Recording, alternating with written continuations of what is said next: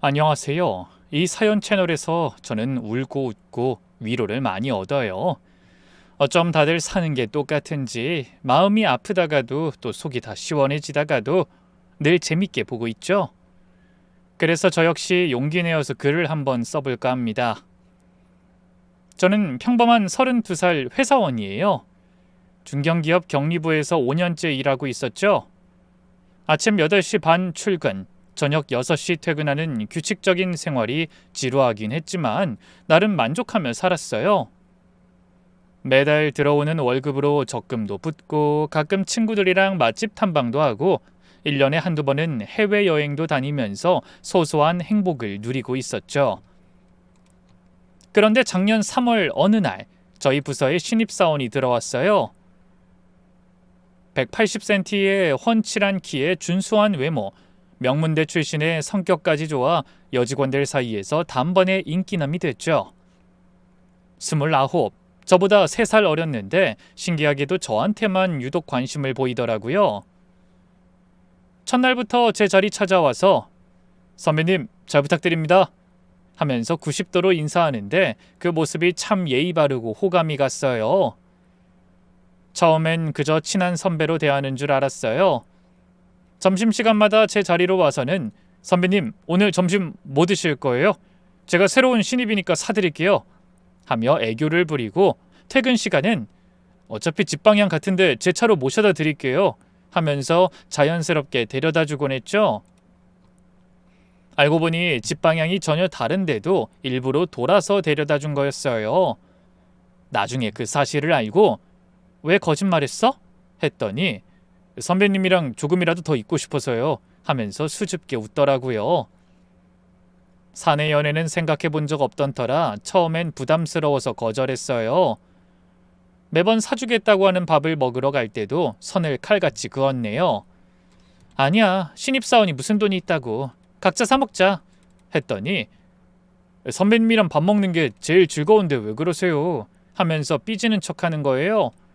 그 모습이 어찌나 귀엽던지 결국 넘어가고 말았죠.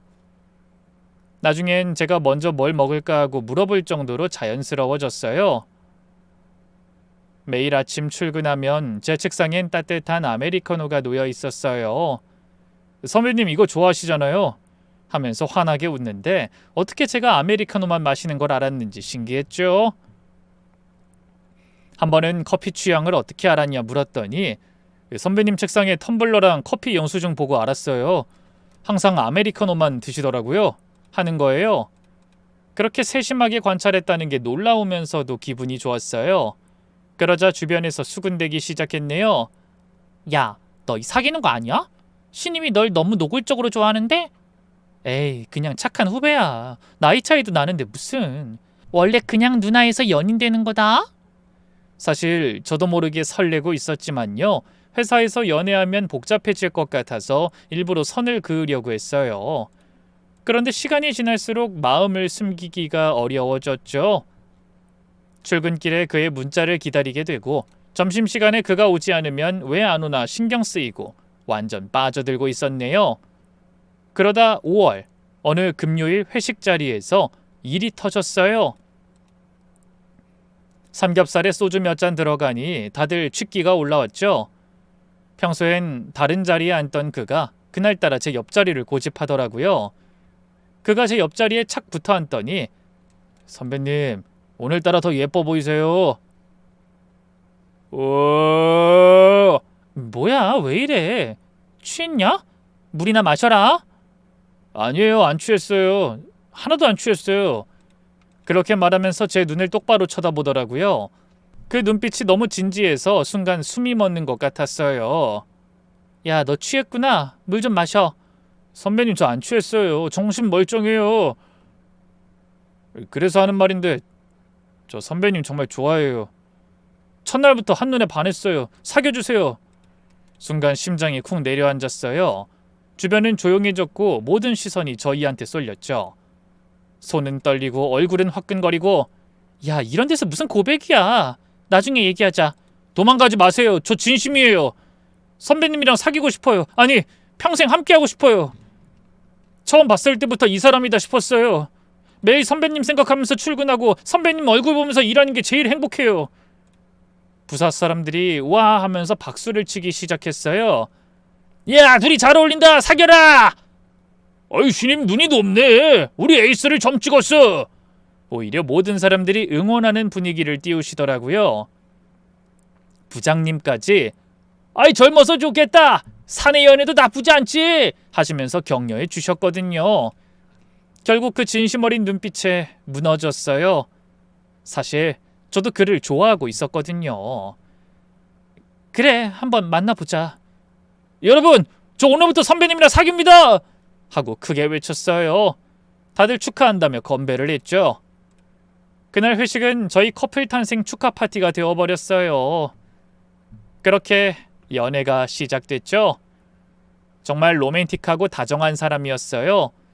매일 아침 굿모닝 문자로 시작해서 잘 자라는 인사로 하루를 마감했죠. 오늘도 좋은 하루 보내세요. 사랑해요. 꿈에서도 만나요. 잘 자요 내 사랑. 이런 달달한 문자들이 하루도 빠짐없이 왔죠. 주말마다 새로운 곳으로 데이트를 가고 기념일은 빠짐없이 챙겼어요. 한 달 기념일엔 작은 꽃다발과 편지를, 2달엔 향수를, 3달엔 목걸이를 선물했죠. 100일 때는 호텔에서 깜짝 이벤트를 준비해서 감동했어요. 방에 들어가니 풍선이랑 꽃잎이 가득하고 침대엔 100일 동안 사랑해줘서 고마워요 라고 쓰인 현수막이 걸려 있었죠. 이런 거 언제 다 준비했어? 선배님 몰래 연차 내고 준비했어요. 놀랐죠? 앞으로도 천일 만일 평생 함께해요. 본인이 이렇게 말하면서 또 울먹이더라고요. 정말 순수하고 사랑스러운 사람이었죠. 그리고 회사에서는 저희 연애를 모든 직원이 응원했어요. 너희 빨리 결혼해라. 부케는 내가 받을게. 이런 농담도 자주 들었죠. 회사 커플이라고 놀림도 많이 받았지만 다들 부러워하는 눈치였어요. 점심시간에 같이 밥 먹으러 가면 오늘도 데이트냐 하고, 퇴근 때 같이 나가면 신혼부부 같다 하고 놀렸죠. 저희는 짧은 연애였지만 서로 너무 사랑했기 때문에 부모님께도 소개해드렸어요. 아이, 성실하고 좋은 청년이네. 요즘 이런 청년 찾기 힘든데 잘 만났구나. 예의 바르고 똑똑해 보인다. 감사합니다. 제가 선배님 잘 챙기도록 할게요. 어머님 아버님은 마음 놓으세요. 어쩜 싹싹하기도 하지. 그의 부모님도 만났는데 정말 좋은 분들이셨어요. 우리 아들이 좋은 사람 만났네요. 잘 부탁드려요. 하시면서 따뜻하게 맞아주셨죠. 그의 어머니는 아들이 맨날 여자친구 자랑만 해요. 아니, 얼마나 좋으면 그럴까 했는데 직접 보니 이해가 가네요. 하시면서 웃으셨어요. 6개월쯤 지난 10월 어느 날 한강에서 데이트하고 있었어요. 선선한 가을바람이 불고 노을이 예쁘게 지고 있었는데 치맥을 먹으면서 이런저런 얘기를 나누고 있었어요. 그가 갑자기 가방에서 뭔가를 꺼내더라고요. 어? 뭐야? 하는 순간 그가 갑자기 무릎을 꿇었어요. 손에는 반지 상자가 들려 있었죠. 주변 사람들이 어머 하면서 쳐다보기 시작했어요. 선배님, 아니, 이제 선배님이라고 부르기도 싫어요. 내 인생의 동반자가 되어주세요. 평생 행복하게 해드릴게요. 결혼해주세요. 눈물이 왈칵 쏟아졌어요. 너무 갑작스러워서 말도 안 나오고 그냥 고개만 끄덕였죠. 겨우 대답하자 그가 저를 꼭 안아줬어요. 주변 사람들이 박수를 쳐주고 축하해요! 행복하세요! 하면서 축하해줬어요. 정말 드라마 같은 순간이었죠. 반지 너무 예뻐. 언제 준비한 거야? 사실 한 달 전부터 준비했어요. 선배님한테 어울리는 걸로 고르느라 보석가게란 보석가게는 다 돌아다녔어요. 자긴 정말 세심하고 정성스러운 사람이구나. 나 진짜 더 감동이야. 다음날 회사에 반지 끼고 가니 제가 연애를 하고 있는 걸 아는 동료들이 더 난리가 나기 시작하더라고요. 사실 사내 연애였지만 내심 다들 저를 부러워하고 있었거든요. 대박! 프로포즈 받았구나! 어제 받았어. 반지 너무 예쁘다. 그러게, 언제 결혼해? 글쎄, 상의를 해봐야 할 것 같아.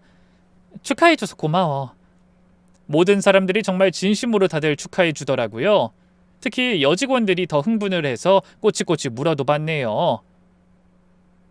프로포즈 어떻게 했어? 그냥 담백하게 했어. 반지는 몇 캐럿이야? 청첩장 언제 줘? 에이, 아직이야. 천천히 준비해야지. 아우, 기집애 부럽다 정말. 프로포즈를 받은 직후 저희는 바로 양가 상견례 날짜를 잡고 본격적인 결혼 준비에 들어갔어요. 상견례는 호텔 레스토랑에서 했는데 양가 부모님들도 서로 잘 맞으셔서 분위기가 정말 좋았네요. 결혼 날짜도 빨리 잡자고 하셔 넉 달 뒤인 2월로 정했죠. 그런데 결혼 준비를 하면서 조금씩 이상한 점들이 보이기 시작했어요. 예식장 알아볼 때도 남자친구는 너무 본인이 다 하겠다고 하더라고요. 제가 다 알아볼게요. 선배님은 바쁘시니까 쉬세요. 그래도 같이 준비해야지. 같이 하는 결혼인데. 선배님 지금 맡은 프로젝트가 너무 바쁘잖아요. 이런 건 한가한 저한테 맡기세요. 하면서 혼자 다 처리하려 하고 결혼식에 꽂힌 스드메를 예약할 때도 마찬가지였어요. 이미 다 예약해뒀어요. 이걸 다 혼자?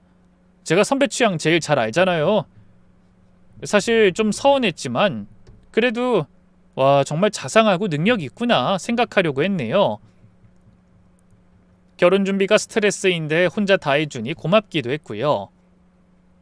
자기가 다 알아서 해주니까 너무 편하긴 한데 당연하죠. 선배님은 예쁘기만 하면 돼요. 하면서 좋아하더라고요. 그 말을 하는 남자친구 앞에서 사실 서운한 티를 내지 못하겠더라고요. 나름 제가 바빠서 배려하는 것이었을 텐데 하고 말이에요. 근데 신혼집 구할 때도 너무 단독적으로 혼자 하려고 하더라고요. 제가 좋은 곳 찾아놨어요. 계약만 하면 돼요. 뭐? 그런 건 같이 봐야지. 아무리 바빠도 나도 같이 보고 싶은데. 이미 계약금 걸어놨는데. 정말 좋은 매물이라 놓치면 아까워서요. 취소하면 위약금 물어야 해요. 아까는 계약만 하면 된다며. 그리고 이런 건 당연히 상의해야 하는 거 아니야? 배려도 정도 것이지. 전 당연히 좋아할 줄 알고. 신축이고 남양에 베란다도 넓고 이 정도면 마음에 드시지 않아요? 그래 좋다 이거야. 근데 좋긴 한데 나한테 먼저 물어봤으면 좋았을 텐데. 미안해요. 너무 좋은 매물이라 급하게 계약했어요. 다음부턴 꼭 상의할게요. 화가 난 저를 풀어주려는 듯 한참을 사과하더라고요. 그리고 친구들에게 이 사실을 털어놓으니 오히려 친구들은 저보고 배가 불렀다고 하더군요. 네 남자친구 원래 세심하잖아. 진짜 대단하다. 난 결혼식 준비할 때 헤어질 뻔했어. 진짜? 그래. 오히려 그렇게 리더십 있게 이끌어주는 게 좋은 거 아니야? 그런가? 그래도 너무 중요한 걸 마음대로 결정한 것 같아서 그렇지. 괜찮아. 뭐 어떠니? 어차피 집도 괜찮은 걸로 골랐구만. 고맙다고 해. 너 그렇게 아무것도 신경 안 써주게 하는 남자도 드물다. 오히려 고마워해야 해. 원래가 배려 넘치는 사람이니 그런 걸까 싶어 좋게 생각하려고 했어요. 하지만 청첩장 문구도 예물도 심지어 신혼여행 장소까지 다 혼자 정하더라고요. 청첩장 시안 나왔는데 볼래요? 하지만 이미 인쇄까지 끝낸 청첩장이었어요. 벌써 인쇄했어? 난 언제 확인하라고?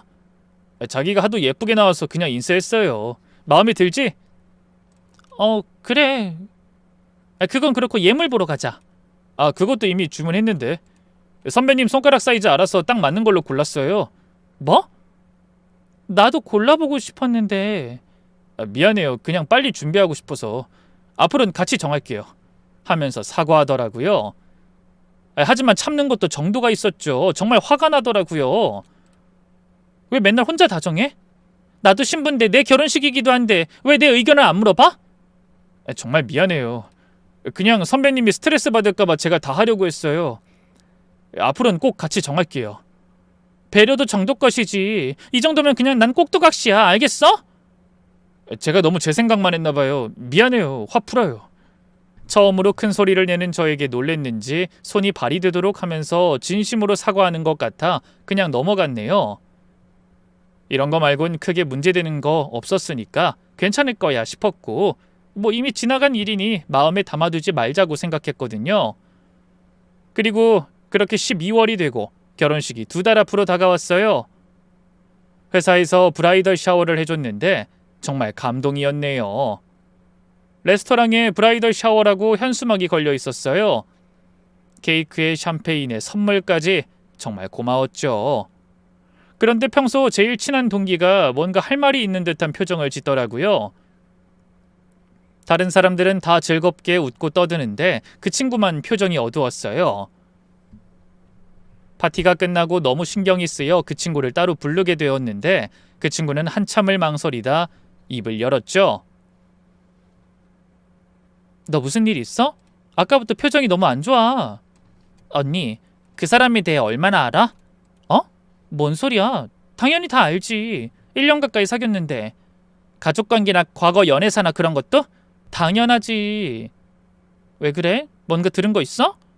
아니야, 그냥 언니가 너무 빨리 결정하는 것 같아서 좀 더 신중하게 생각해봐도 되지 않을까 싶어서. 무슨 소리야. 우리 부모님도 다 만나봤고 1년이나 사귀었는데 뭘 더 신중하게 생각해. 그냥 불안해. 미안, 괜한 소리 했나봐. 언니 행복하길 바래? 얘가 왜 이래? 너 내가 먼저 시집 간다고 하니까 괜히 그러는구나. 그치? 제일 친한 언니가 시집 간다고 하니까 내가 싱숭생숭했나봐. 언니, 내 말은 흘려들어? 그 친구가 그렇게 말하곤 가버렸어요. 그때 뭔가 불안한 예감이 들었어야 했는데 결혼 준비에 정신이 없어 그냥 넘어갔죠. 사실 여자끼리 그런 거 있잖아요. 친구가 결혼한다니까 질투하나 이런 생각도 들었어요. 지금 생각하면 정말 어리석은 생각이었네요. 그렇게 남자친구가 고른 드레스를 피팅도 하고 메이크업 리허설도 하고 본식 스냅 사진도 찍고 정신없이 시간이 흘러갔어요. 드레스는 정말 마음에 드는 걸로 골랐더라고요. 워낙에 센스가 있던 사람인지라 저와 어울리는 걸로 딱 골랐어요.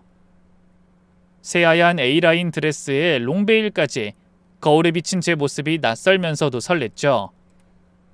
남자친구에게 섭섭한 게 있었나 싶게 본식 스냅 사진 찍을 때는 정말 행복했어요. 야외에서 찍었는데 날씨도 좋고 단풍도 예쁘고 사진 작가님은 말씀하셨죠. 아이, 두 분 정말 잘 어울리세요. 행복한 게 사진에 다 나타나요. 저희 정말 잘 어울리죠? 예쁘게 담아주세요. 그때까지만 해도 정말 세상에서 제일 행복한 예비 신부였어요. 그런데 이상하게 모든 걸 그렇게 혼자 정한 신랑은 바쁘다는 핑계로 중요한 일정인 자꾸 빠지더라고요. 자기야, 내일 턱시도 최종 피팅인데. 나 부서 옮겨졌잖아. 갑자기 출장이 잡혔어. 대신 사이즈는 다 재놨으니까 괜찮을 거예요. 그래?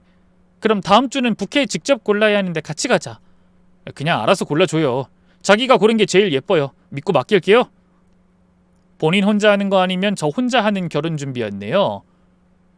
한 번은 예물 반지가 나와 껴봐야 하는데 분명 같이 가기로 했었는데 딱 약속 시간에 연락이 오더라고요. 미안해요. 회사에 급한 일이 생겨서 못 갈 것 같아요. 내 취소로 맞췄으니까 맞을 거야. 하는 문자를 보내더라고요. 정말 화가 났어요. 같이 일하는 사이니 뻔히 회사에서 무슨 일 하는 걸 다 아는데 이번엔 바쁘다는 핑계로 안 가다니 싶었거든요.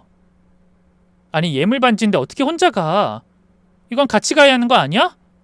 정말 미안해. 갑자기 중요한 클라이언트가 와서 저녁에 보상할게. 그래도 부서가 바뀌고 일이 바쁜가 보다 하고 이해하려고 했어요. 결혼 준비하랴 일하랴 정신 없을 테니까요. 본인도 제가 바쁠까봐 혼자 준비한 정성이 있으니 나도 이해해줘야 하나 싶은 마음으로 참았네요. 그렇게 혼자 예물 가게에 가서 반지를 찾아왔는데 왠지 서운하더라고요. 다른 커플들은 다 같이 와서 고르는데 저만 혼자. 그리고 결혼식 일주일 전이었어요. 신혼여행 짐을 싸고 있었죠. 여행 일정표 좀 보여줘. 사실 신혼여행 좀 미뤄야 할 것 같아요. 뭐? 다음 주가 결혼인데 왜 이제 와서 그런 말을 해? 프로젝트 마감이 겹쳐서. 정말 중요한 건데 내가 빠지면 안 될 것 같아요. 한 달만 미루면 안 될까요? 아니, 그게 말이 돼? 자기야, 우리 회사에서 결혼하는 거 모르는 사람이 없는데 자기가 마감하는데 꼭 있어야 해? 그건 말이 안 되잖아. 무슨 일 있어?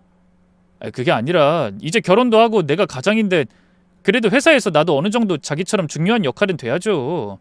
그래야 내가 우리 가정을 책임지지. 아니 솔직히 와닿지 않아.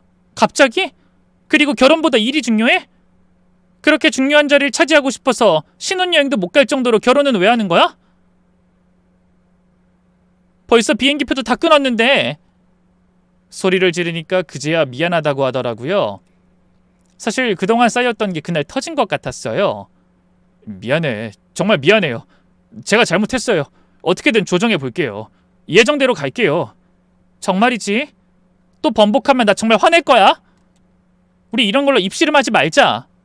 약속할게요. 꼭 조정해서 예정대로 갈게요. 하더라고요.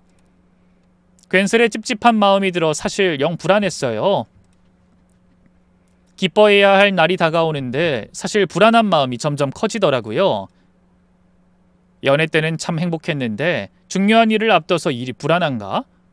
이게 메리지 블루라는 건가 싶었어요. 그리고 그렇게 우여곡절 끝에 드디어 결혼식 날이 됐어요. 2월 둘째 주 토요일, 맑은 겨울 날씨였죠. 새벽 5시에 일어나서 샵에 가야 했는데 긴장을 해서 그런지 잠도 제대로 못 잤는데 오히려 정신이 말똥말똥하더라고요. 오늘이 내 결혼식이구나 하는 생각에 가슴이 두근거렸거든요. 샵에 도착해서 머리하고 메이크업 받는데 실감이 안 나더라고요. 신부님 피부가 너무 좋으셔서 화장이 잘 받네요. 감사해요. 칭찬해 주시는데도 멍하니 거울만 보고 있었어요. 내가 정말 결혼을 하는구나 하는 생각에 눈물이 날 것 같았죠.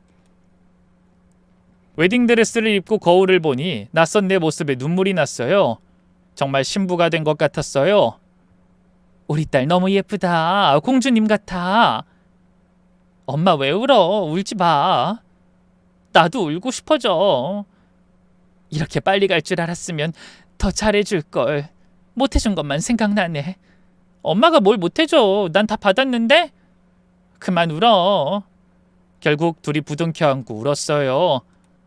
벌써 시집 가는구나. 어제까지 애기였는데. 아빠 고마워요. 그동안 이렇게 예쁘게 키워줘서. 너 키우면서 참 행복했어. 우리 애기. 아빠, 나 아직 애기 맞아. 시집가도 계속 애기할 거야. 그래, 우리 딸은 평생 애기야. 하시면서 머리를 쓰다듬어 주셨어요. 그러곤 뒤돌아서 얼마나 우시던지 정말 아빠 엄마 때문에 눈물이 멈추질 않았네요. 그리고 식장에 도착하니 하객들이 벌써 많이 와 계셨어요. 와, 진짜 예쁘다. 완전 여신이야. 그래? 고맙다. 드레스 너무 잘 어울려. 잘 살아. 알겠지? 응, 고마워. 잘 살게. 와줘서 고맙다. 꼭 밥 먹고 가. 회사 사람들도 멀리서 뛰어오시더라고요. 우리 회사 최고 미녀가 시집가네. 신랑 복 받았다. 고맙다. 최고 미녀라고 해줘서. 사내 연애하고 결혼할 줄이야. 야, 부럽다 내 동료. 이렇게 모두의 축사를 받았네요. 이 결혼식이라는 게 참 많은 생각이 들게 하는 거더라고요. 그리고 나서 신랑을 보러 신랑 대기실에 갔더니 턱시도를 입고 멋있게 서 있었어요. 우와, 정말 예뻐요. 여신 같아요. 내가 정말 이런 여신이랑 결혼하는 거 맞아요? 자기도 멋있어. 완전 왕자님 같아. 나랑 결혼해줘서 고마워요. 진짜 평생 잘할게요. 나도 고마워요. 우리 결혼 전에 투닥투닥한 건 잊고 진짜 잘 살아보자. 알겠지? 다 제가 부족해서 이러는 일이에요. 진짜 잘할게요. 본식 시작 시간이 다가오니 긴장이 되기 시작했어요. 긴장하지 마. 아빠가 옆에 있잖아. 아빠도 울지 마. 제 말이 끝나자 아빠는 손을 꼭 잡아주셨어요. 식장 문이 열리고 음악이 나오기 시작했어요. 결혼 행진곡이 울려 퍼지는데 다리가 후들후들 떨렸어요. 그리고 그렇게 아빠 손을 잡고 버진 로드를 걸어 들어갔네요. 하객들이 모두 일어서서 박수를 쳐주셨고 플래시가 터지고 모두가 저를 보고 있었죠. 한 걸음 한 걸음 내딛는데 정말 꿈만 같았어요. 이게 진짜 내 결혼식이구나 하는 생각에 눈물이 날 뻔했죠. 신랑 앞에 섰을 때 그가 속삭이더라고요. 정말 아름다워요. 세상에서 가장 아름다운 신부예요. 제 아내가 되어줘서 고마워요. 저도 고마워요. 그 말에 결국 눈물이 흘렀는데 다정한 신랑이 손수건으로 닦아주더라고요. 울지 마요. 화장 먼저요. 주례도 좋았고 축가도 너무 좋았어요. 제가 좋아하는 노래를 친구가 불러줬는데 가사 하나하나가 마음에 와닿더라고요. 피로연도 순조롭게 진행되었고 케이크 커팅할 때 남편이 말하더라고요. 우리 케이크처럼 달콤하게 살아요. 그렇게 케이크를 먹여줬어요. 하객들과 사진도 찍고 일일이 인사도 드리고 정신없이 시간이 흘러갔죠. 그러다 부모님께 인사드릴 때는 또 눈물이 났어요. 이제 정말 어른이 됐구나. 행복하게 살아. 엄마 그만 울어요. 엄마가 저를 보며 우시는데 저도 펑펑 울었어요. 예쁜 며느리가 생겨서 좋구나. 우리 아들 잘 부탁해. 네, 잘할게요. 감사합니다. 그렇게 시부모님은 가족이 된 걸 환영한다고 하며 절 안아주셨어요.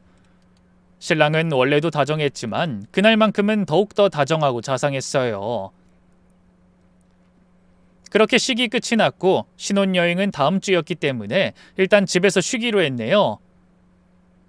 드레스를 벗고 편한 옷으로 갈아입으니 그제야 실감이 났어요. 아, 나 정말 결혼했구나.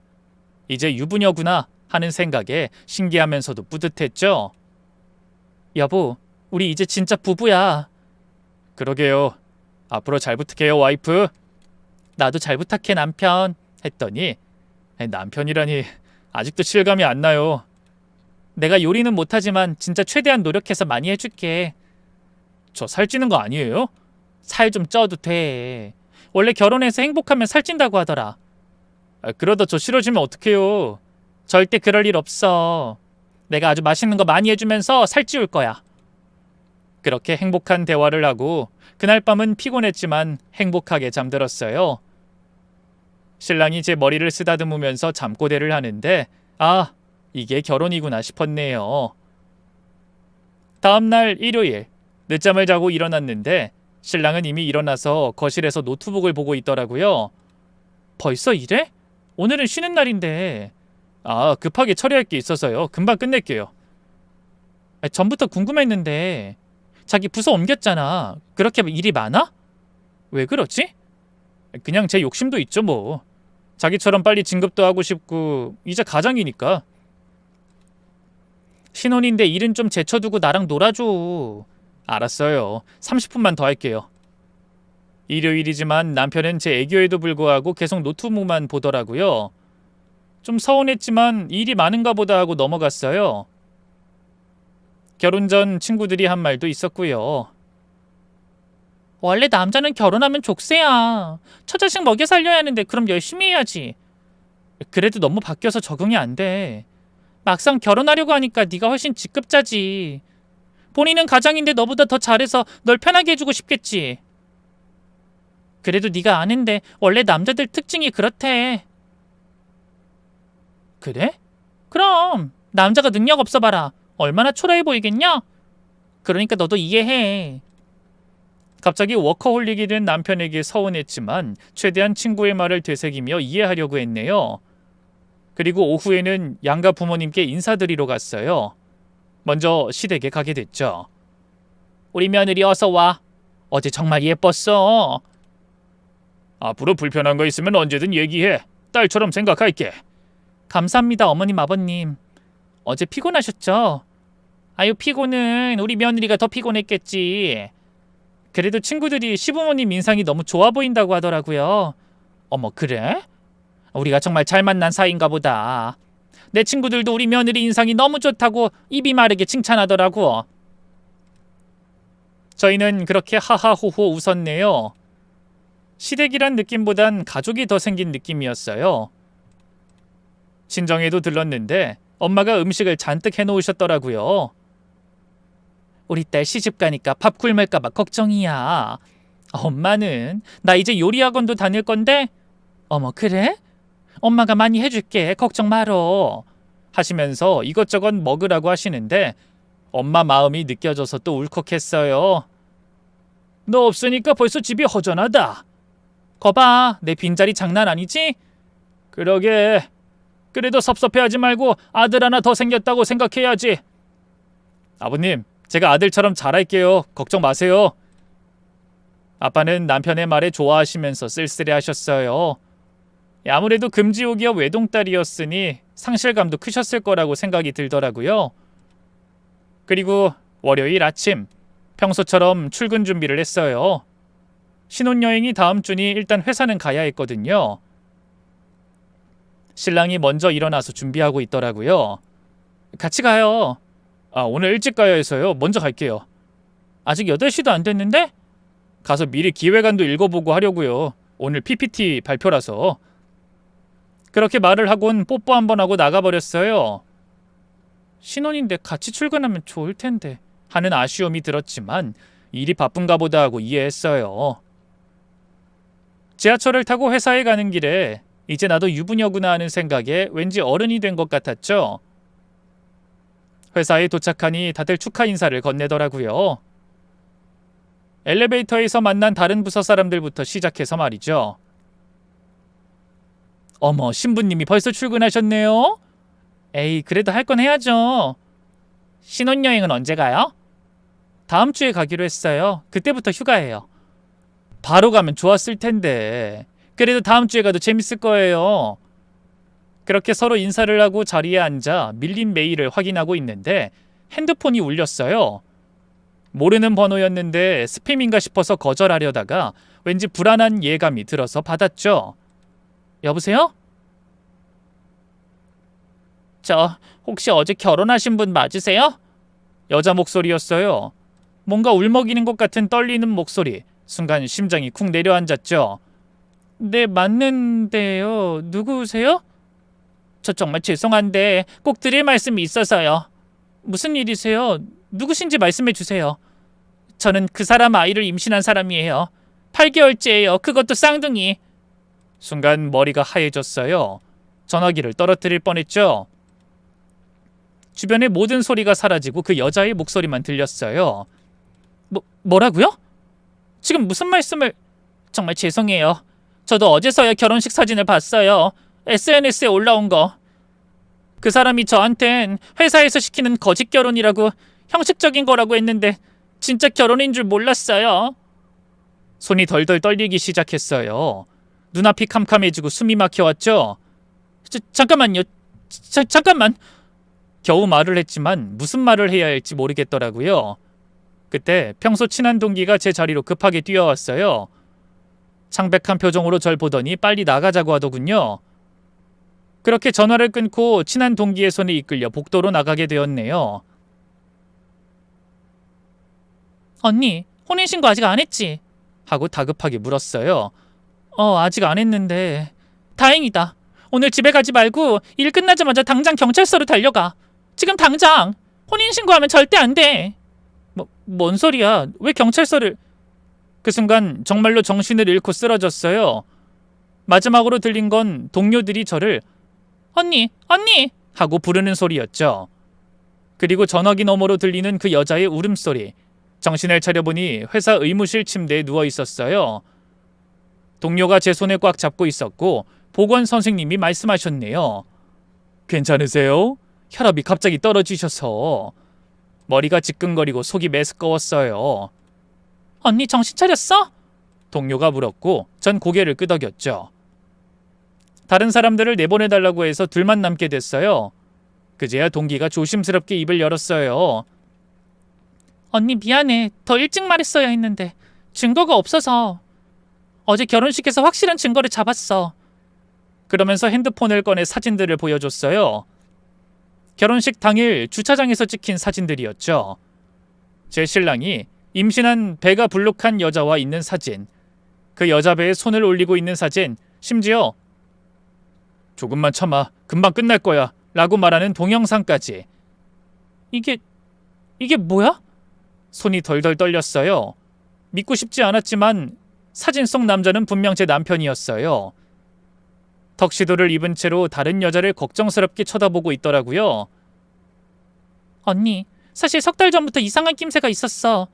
그 사람이 점심시간마다 어디론가 사라지고 퇴근 후에도 수상한 행동을 하고 처음엔 결혼 준비 때문인 줄 알았는데 동기가 더 충격적인 얘기를 들려줬어요. 우연히 병원 앞에서 그를 봤는데 임신한 여자와 함께 있었다는 말이에요. 산부인과에서 나오는 걸 목격했는데 너무 놀라서 몰래 따라가 봤더니 그 여자 집에 들어가더라는 거예요. 그럼 왜 나한테 말 안 해줬어? 울음이 터져 나왔어요. 언니가 너무 행복해 보여서. 그리고 혹시 오해일 수도 있고 확실한 증거가 없어서 말을 못했어. 미안해. 정말 미안해. 그래도 말해줬어야지. 내가 바보같이. 그래서 어제 결혼식장에 일찍 가서 지켜봤어. 혹시나 해서. 근데 정말로 그 여자가 나타났어. 주차장에서 그 사람을 기다리고 있더라고. 그래서 몰래 찍은 거야. 그때 아까 전화했던 여자한테서 문자가 왔어요. 죄송합니다.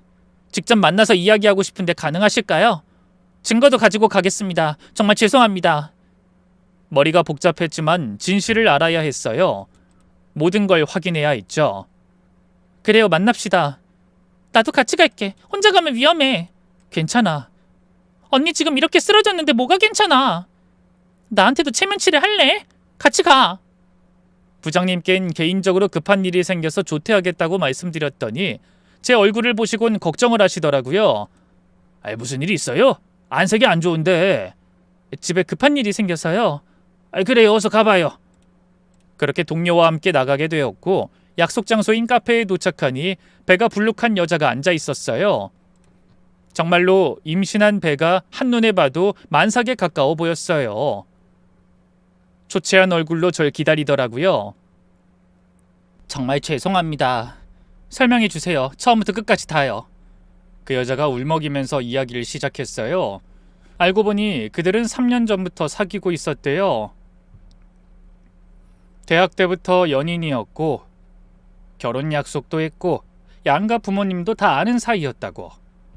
작년에 임신했을 때 너무 기뻤어요. 드디어 결혼할 수 있다고 생각했죠. 그런데 그이가 갑자기 회사에서 압박이 심하다고 조건에 맞는 여자와 형식적으로만 결혼하면 곧 이혼하고 저랑 재혼하겠다고. 그래서 그걸 믿었다고요? 말이 된다고 생각했어요? 저도 반대했어요. 말도 안 된다고. 차라리 그냥 미혼모로 키우겠다고 했죠. 그런데 그이가 너무 간절히 부탁하고 부모님한테 인정받고 싶다고 회사에서 인정받아야 아이들 좋은 환경에서 키울 수 있다고 했어요. 그 여자가 가방에서 서류 뭉치를 꺼냈어요. 초음파 사진, 산부인과 진료 기록, 그리고 둘이 주고받은 문자 메시지 캡처본까지. 초음파 사진을 보니 정말로 쌍둥이더라고요. 문자 내용을 보니 정말 충격적이었어요. 오늘 그 여자랑 상견례 했어. 조금만 참아.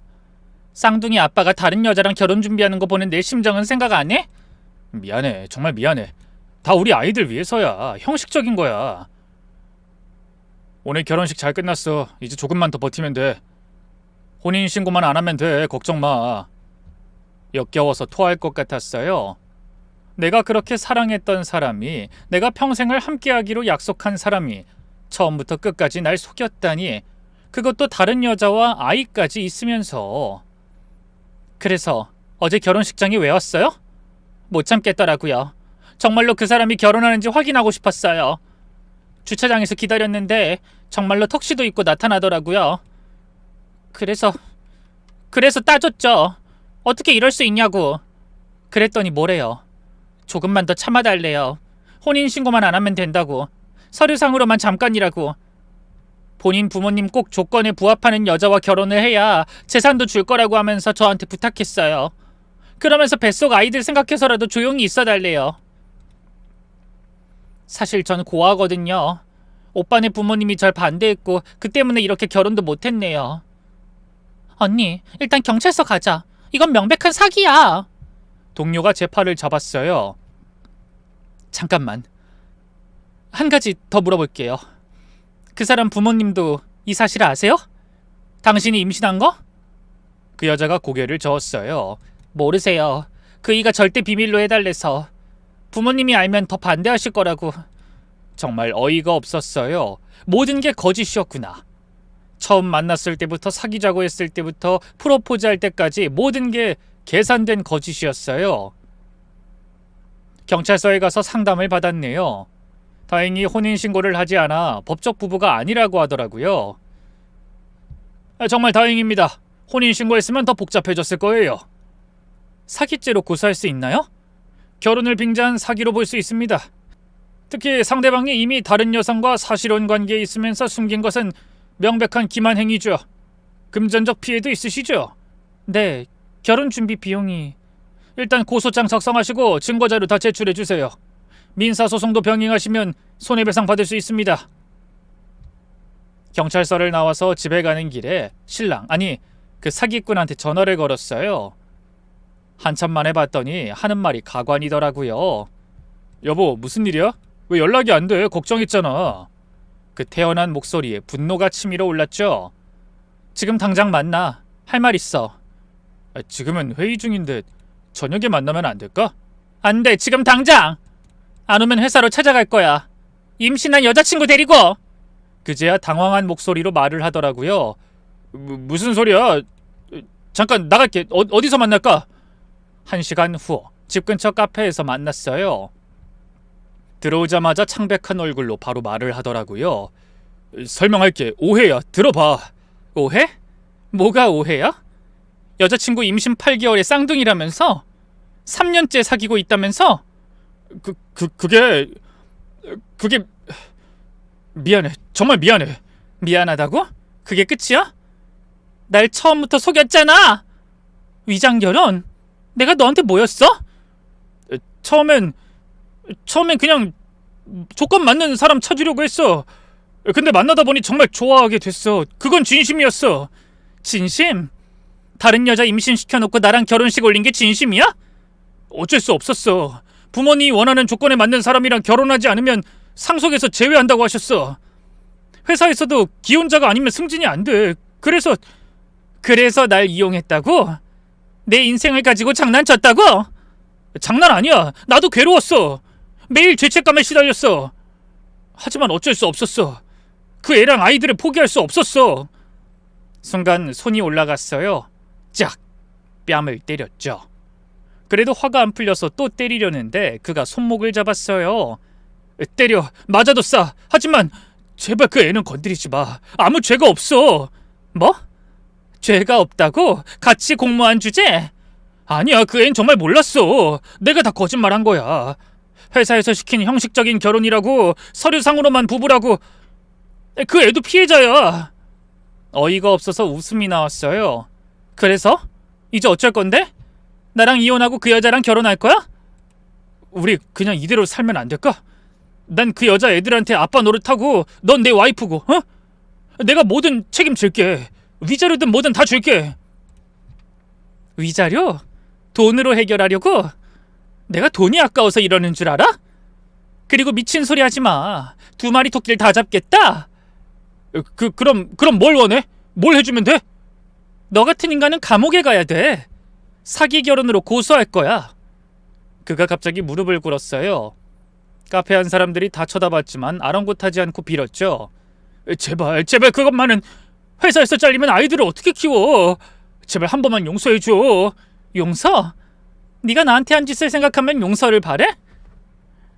알아. 내가 나쁜 놈인 거 알아. 하지만 제발 돈으로라도 보상할게. 5천만 원, 아니 1억이라도 준비할게. 꺼져. 당장 내 눈앞에서 사라져. 오늘부로 남남이야. 그리고 내일까지 모든 짐 치워. 안 그럼 다 버릴 거야. 비틀거리며 일어서는 그를 보니 한땐 정말 사랑했던 사람인데 이렇게 초라하고 비열한 인간이었다는 게 믿기지 않았어요. 사랑에 눈이 멀어 그의 본 모습을 못 봤던 거겠죠. 집에 돌아와서 결혼식 사진을 찢어버렸어요. 액자에 걸려있던 웨딩 사진을 내려 쓰레기통에 던졌죠. 드레스도, 부케도, 예물도 모두 버리기로 했어요. 그가 준 선물들, 편지들, 추억이 담긴 물건들 모두 박스에 담아 현관 밖에 내놨죠. 엄마한테 전화해서 사실을 말씀드렸어요. 뭐라고? 그 나쁜 놈. 당장 올라갈게. 아빠한테도 말하고. 엄마 괜찮아. 혼인신고 안 한 게 천만다행이야. 진짜 다행이야. 그래도 우리 딸이 얼마나 상처받았을까? 어떻게 그런 나쁜 놈이... 엄마는 전화기 너머로 우셨어요. 저도 같이 울었죠. 엄마, 나 괜찮아. 정말 괜찮아. 오히려 지금 알아서 다행이야. 혼인신고하고 나서 알았으면 어쩔 뻔했어.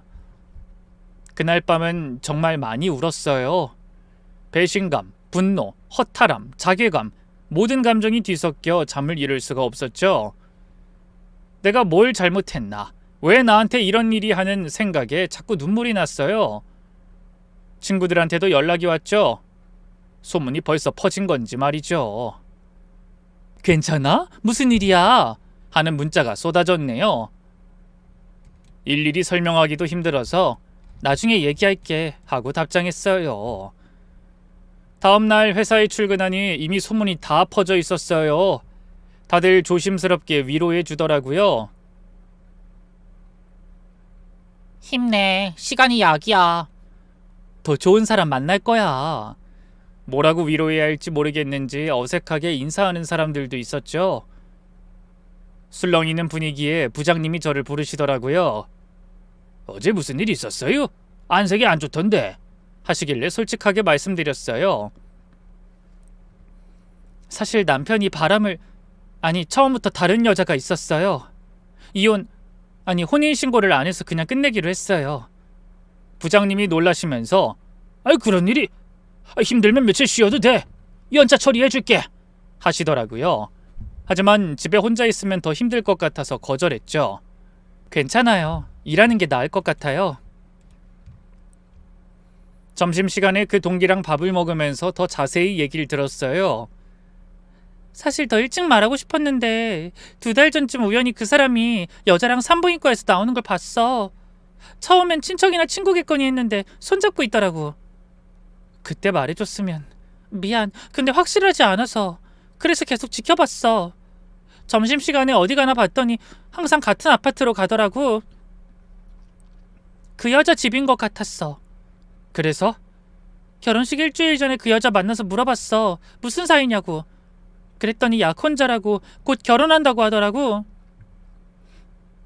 근데 날짜를 물어보니 엉뚱한 소리라는 거야. 그래서 이상해서 더 캐물었더니 동기가 한숨을 쉬었어요. 그 여자도 몰랐대. 진짜로 결혼하는 줄 알았대. 회사에서 요구하는 위장 결혼이라고 속였더라고. 그래서 결혼식 날 확실히 하려고 일찍 가서 기다린 거야. 고마워. 네가 아니었으면 나 정말. 됐어. 우리가 좀 특별해. 그보다 이제 어떻게 할 거야? 고소할 거야. 사기 결혼으로. 그리고 손해배상 청구도 하고. 잘 생각했어. 그런 쓰레긴 벌 받아야 해. 일주일 후 그 사기꾼한테서 택배가 왔어요. 현금 5천만 원이 든 봉투와 함께 편지가 있더라고요. 정말 죄송합니다. 용서받을 수 없는 일을 했습니다. 평생 죄인으로 살겠습니다. 이 돈으로 상처가 아물진 않겠지만 제가 할 수 있는 최선입니다. 부디 행복하세요. 정말 죄송합니다. 편지를 읽다가 찢어버렸어요. 돈은 잠시 고민하다가 받기로 했어요. 어차피 결혼 준비하면서 쓴 돈도 있고 정신적 피해에 대한 보상이라고 생각하기로 했죠. 그리고 남편은 이 모든 사실이 까발려지고 시부모님으로부터 손절을 당했다고 해요. 배은망덕한 놈. 그렇게 헤어지라고 했더니 뒤에서 애미 뒤통수를 쳐? 넌 이제부터 내 아들 아니다. 어떻게 사람 인생을 가지고 평생 나 볼 생각 마. 엄마 제발요. 나 그럼 소송 비용은 어떡하라고. 전 한 달이 지나고 조금씩 일상을 회복해 갔어요. 처음엔 길에서 행복해 보이는 커플만 봐도 눈물이 났는데 시간이 지나니까 덤덤해지더라고요. 상처는 여전히 아팠지만 시간이 약이라는 말이 맞는 것 같았어요. 특히 주변 사람들의 위로와 응원이 큰 힘이 됐어요. 회사 사람들도 처음에 어색함을 지나서는 평소처럼 대해줬고 친구들도 자주 만나서 위로해줬죠. 그 동긴 정말 고마웠어요. 매일 점심을 같이 먹으면서 오늘 기분은 어때? 퇴근 후엔 우울하면 연락해. 언제든 달려갈게. 하면서 챙겨줬어요. 주말엔 영화도 보러 가고 맛집도 가고 덕분에 혼자 있는 시간이 많이 줄었죠. 언니, 그런 쓰레긴 빨리 잊어버려. 언닌 더 좋은 사람 만날 자격이 있어. 고마워. 네가 없었으면 정말 어떻게 했을지. 또 그런 소리. 내가 더 일찍 말했어야 했는데 미안해. 아니야, 네가 없었으면 난 지금도 속고 있었을 거야. 정말 고마워. 2달쯤 지났을 때 뜻밖의 연락을 받았어요. 회사 인사팀에서였죠. 안녕하세요. 직원 관련해서 확인차 연락드렸습니다. 무슨 일이신가요? 그 직원이 회사에 제출한 결혼 서류가 위조인 것으로 밝혀졌습니다. 혹시 실제로 결혼하신 게 맞으신가요? 알고 보니 본인 부서에서는 결혼했다고 거짓 서류를 제출했대요. 기혼자 수당을 받고 승진 심사에서 가점을 받기 위해서였죠. 근데 인사팀에서 정기 감사하다가 주민등록 등본을 확인했는데 미혼으로 나와 들통났다고 하더라고요. 아니요, 결혼식은 했지만 혼인신고는 하지 않았습니다. 사기 결혼이었거든요. 아, 그렇군요. 혹시 이 관련해서 증언해 주실 수 있으신가요? 징계위원회에서 필요해서요. 네, 가능합니다. 필요하면 증거 자료도 제출할 수 있어요. 전화를 끊고 나니 허탈하면서도 시원했어요. 자업자득이구나 싶으면서도 그래도 제가 직접 나서지 않아도 벌을 받는구나 싶어서 속이 후련했죠. 며칠 후 회사 징계위원회에 참석했어요. 그 사기꾼도 있었는데 절 보자마자 고개를 떨구더라고요. 제가 증언하는 동안 한 번도 고개를 들지 못했어요. 이 직원이 다른 여성과 사실혼 관계에 있으면서 절 속이고 결혼식을 올렸습니다. 그리고 부서인은 기혼자라고 거짓 서류를 제출했고요. 징계위원들이 충격을 받은 표정이었어요. 다른 여성이 임신까지 했다고요? 네, 임신 8개월의 쌍둥이입니다. 증거자료 여기 있습니다. 결과는 당연히 해고였어요. 서류 위조에 품위 손상, 회사 이미지 실추까지 가장 무거운 징계를 받았죠. 게다가 그동안 부당하게 받은 기혼자 수당도 다 토해내야 했고 법적 조치도 검토한다고 했어요. 그리고 더 충격적인 건 그 여자친구마저 그를 떠났다는 거였어요. 직장도 잃고 앞날이 막막해지니까 이런 무책임한 사람과는 못 살겠네 라며 헤어졌대요. 사실 남편이 시댁에서 손절당하자 돈이 없는 남편을 떠난 건 아닐까 싶었네요. 결국 혼자 아이들을 키우기로 했다고. 소식을 전해 들은 저는 복잡한 심정이었어요.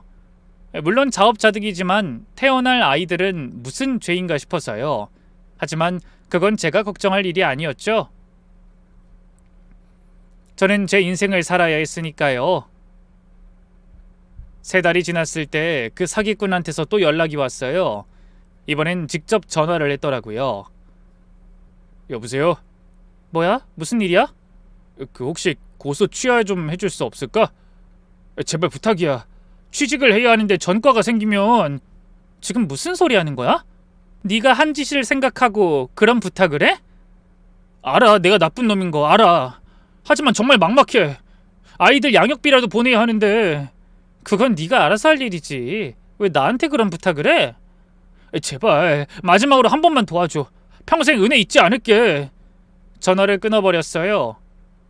며칠 동안 계속 전화가 왔지만 받지 않았죠. 변호사님께 상담했더니 절대 합의하지 마세요. 죄질이 너무 나빠요 하시더라고요. 시간이 더 흘러 6개월이 지났어요. 이제는 그 일을 떠올려도 가슴이 아프지 않아요. 오히려 그때 혼인신고를 하지 않은 게 정말 다행이라고 생각해요. 그 동기가 경찰서 가라고 외치지 않았다면 생각만 해도 아찔하죠. 법원에서도 판결이 나왔어요. 사기죄로 징역 1년에 집행유예 2년 그리고 위자료 3천만 원을 배상하라고 했죠. 이미 받은 5천만 원에서 2천만 원은 돌려주기로 했어요. 그 정도면 충분하다고 생각했으니까요.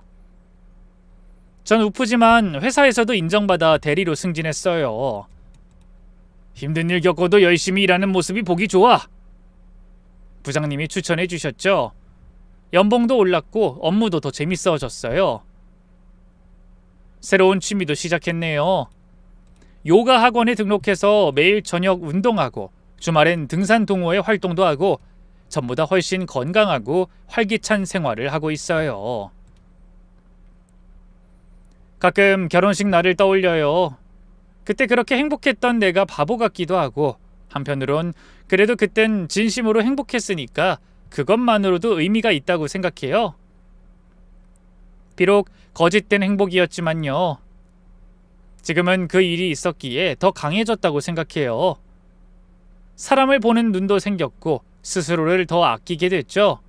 그리고 무엇보다 진짜 제 편이 누군지 알게 됐어요. 그 동기처럼 진심으로 걱정해주는 사람들이 있다는 게 얼마나 감사한지 몰라요. 언젠가는 진짜 사랑을 만날 수 있겠죠. 이번엔 정말 신중하게 천천히 알아가면서요. 혼인신고는 정말 신중하게 할 거예요.